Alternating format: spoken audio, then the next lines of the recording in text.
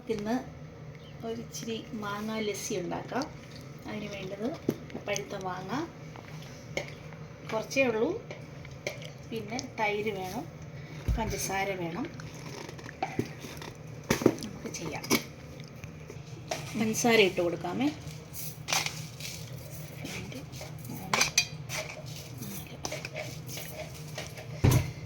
അതിനകത്തോട്ട് മാങ്ങ ഇട്ട് കൊടുക്കുന്നു, തൈര് ഇട്ട് കൊടുക്കുന്നു. വെള്ളം വേണമെങ്കിൽ നമുക്ക് കുറച്ച് ഒഴിച്ചു കൊടുക്കാം. കാരണം ഞാൻ നോക്കട്ടെ. ഇത് നമുക്ക് മിക്സിയിലൊന്ന് അടിച്ചിട്ട് വരെ.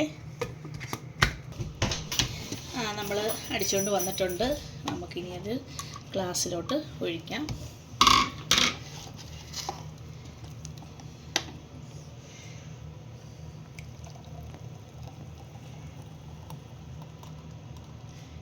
നമ്മുടെ ലസ്സി റെഡി ആയിട്ടുണ്ട്.